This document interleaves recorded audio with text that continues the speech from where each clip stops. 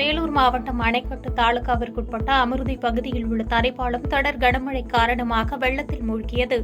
ஆர்ப்பரித்து கரை புரண்டு மழை தண்ணீர் ஓடுவதால் அமிர்தி ஜமுனா மரத்தூர் இடையே போக்குவரத்து நிறுத்தப்பட்டுள்ளது. இதனால் சுற்றுவட்டாரத்தைச் சேர்ந்த 150க்கும் அதிகமான கிராம மக்கள் அவதியடைந்துள்ளனர். திருவண்ணாமலை மாவட்டம் செங்கம் மற்றும் அதன் சுற்றுவட்டார பல்வேறு பகுதிகளில் தொடர்ந்து மழை பெய்து வரும் நிலையில் ராமாபுரம் அருகே உள்ள பெருமாள் மலையில் திடீர் நிலச்சரிவு ஏற்பட்டு இளங்குன்னி கல்லடாவி பகுதி கிராம பொதுமக்களின் போக்குவரத்து முற்றிலும் பாதிக்கப்பட்டது. நெடுஞ்சாலைத்துறையினர் மற்றும் வனத்துறையினர் சாலையில் சரிந்து இருக்கும் பாறைகளையும் மரங்களையும் அகற்ற வேண்டும் என்று கோரிக்கை வைத்துள்ளனர்.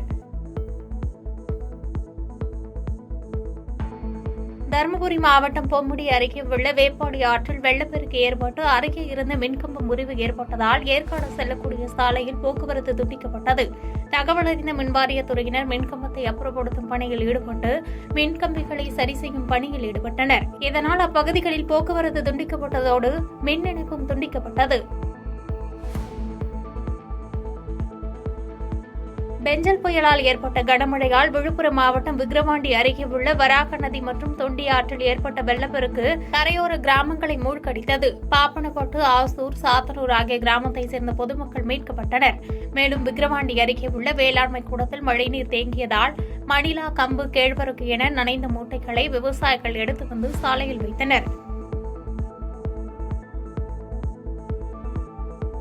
கள்ளக்குறிச்சி மாவட்டம் கோமுதி அணையிலிருந்து நேற்று வினாடிக்கு 5600 கன அடி தண்ணீர் மணிமுத்து ஆற்றில் திறந்துவிடப்பட்டது. இதனால் விருத்தாசலம் வழியாக செல்லும் மணிமுத்து ஆற்றில் இருகரை தொட்டு வெள்ளம் கரை புரண்டு ஓடியது.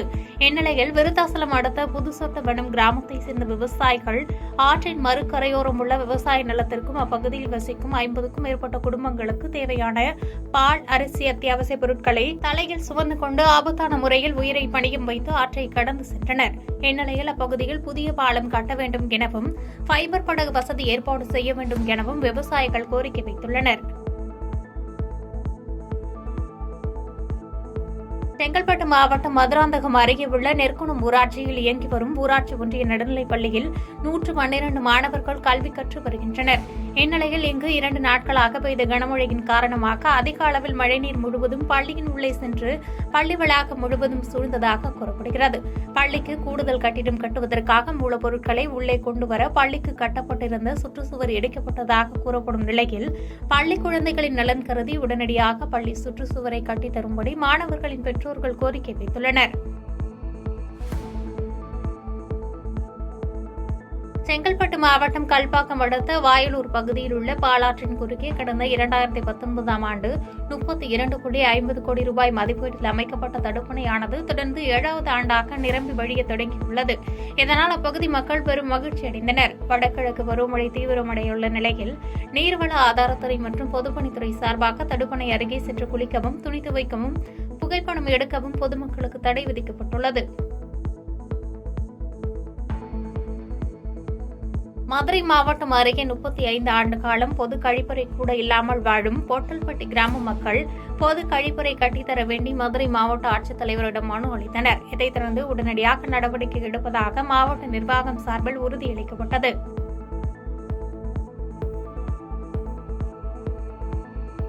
மதுரை அருகே உள்ள பேரையூரில் வறட்சி மற்றும் படைப்புழு தாக்கத்தால் 35,000 ஏக்கர் மக்காசோளம் பாதிக்கப்பட்டுள்ளது. விவசாயிகள் மத்தியில் அதிர்ச்சியை ஏற்படுத்தியுள்ளது.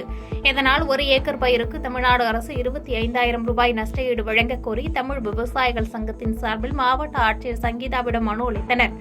இதற்கு முன்பாக மாவட்ட ஆட்சியர் அலுவலக வளாகத்தின் வெளியின் விவசாயிகள் பாதிக்கப்பட்ட பயிருக்கு ஏக்கருக்கு 25,000 வழங்க புழு தாக்கத்தால் அழிந்த மக்காசோளம் பயிர்களை கையில் ஏந்தியபடி முழக்கங்களையும் எழுப்பினர்.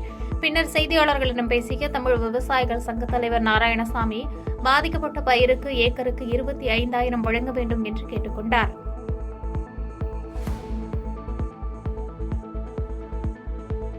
செங்கல்பட்டு மாவட்டம் சிட்லப்பாக்கம் காவல் நிலையத்திற்கு வெடிகுண்டு மிரட்டல் விடுக்கப்பட்டது. அதன் பேரில் தாம்பரம் மாநகர காவல் ஆணையரக அலுவலகத்திலிருந்து 5 பேர் கொண்ட வெடிகுண்டு நிபுணர்கள் சிட்லப்பாக்கம் காவல் நிலையத்தில் சோதனையில் ஈடுபட்டனர். சோதனையின் முடிவில் வெடிகுண்டு மிரட்டல் புரளி என்பது தெரியவந்தது.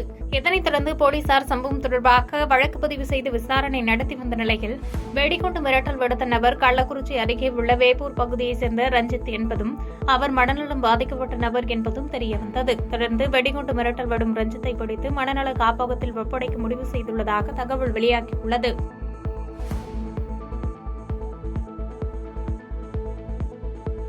சிறு வயதிலிருந்து 165 வாடிவாசல் மூலம் காளைகளை அவிழ்த்து ரேணுகாதேவி என்ற பெண்மணி தான் வளர்த்து வரும் காளைகளுக்கு உணவளிக்க முடியவில்லை என்று கண்ணீர் மல்க பேட்டியளித்துள்ளார். திண்டுக்கல் மாவட்டம் நத்தம் பகுதியைச் சேர்ந்தவர் ரேணுகாதேவி. இவர் சிறு வயதிலிருந்து 165 வாடிவாசல்களில் காளைகளை அவிழ்த்து பல்வேறு ஜல்லிக்கட்டு போட்டிகளில் பரிசுகளையும் பெற்றுள்ளார். தற்போது இவருக்கு திருமணமாகி 2 குழந்தைகள் உள்ள நிலையில் இவரது கணவருக்கு கடந்த சில மாதங்களுக்கு முன்பு விபத்து ஏற்பட்டு நடக்க முடியாமல் இருந்து வருகிறார். இதனால் தங்களின் குழந்தைகளை வளர்க்க முடியாமலும் தற்போது வளர்த்து வரும் 2 காளைகளுக்கு உணவளிக்க முடியாமலும் இருந்து வருவதாகவும், எனவே கருணை அடிப்படையில் தனக்கு ரேஷன் கடை விற்பனையாளர் பணி வழங்க வேண்டி மாவட்ட ஆட்சியரிடம் மனு அளிக்க வந்திருப்பதாகவும் கண்ணீர் மல்க பேட்டியளித்தார். திண்டுக்கல் மாவட்டம் நத்த விளாம்பட்டி. நான் இருக்கிறது இடையப்பட்டியில் இருக்கேன். நான் சின்ன வயசுல இருந்து 5 வயசுல இருந்து நான் ஜல்லிக்கட்டு காலை வளர்த்து வரேன். என்னோட காலை இதோ செகண்ட் காலை 2 காலையும் 170 வாடியில் அவுத்திருக்கேன். திருச்சி மாவட்டம், சிவகங்கை, கோயம்புத்தூர், மதுரை மாவட்டம், திருப்பூர் எல்லா மாவட்டம் என்னோட காலை வெற்றி பெற்றது. 2017 ஸ்டாலின் ஐயா மேடையில் அமர்ந்து கொண்டிருக்கும் போது என்னோட காலை 1200 காலை ஆண்களை கொண்டு வந்த காலை நான் ஒரே பெண்மணி கொண்டதுனால எனக்கு 1 பவன் மோதிரம் எனக்கு பரிசாக வழங்கினாங்க.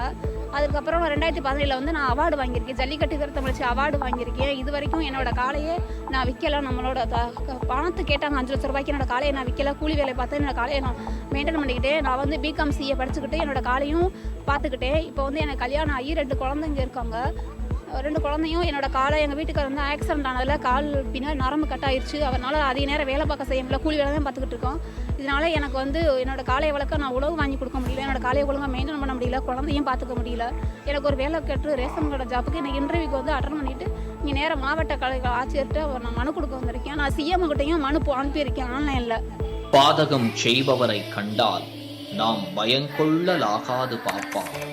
மோதி மிதித்து விடு பாப்பா, அவர் முகத்தில் உமிழ்ந்து விடு பாப்பா.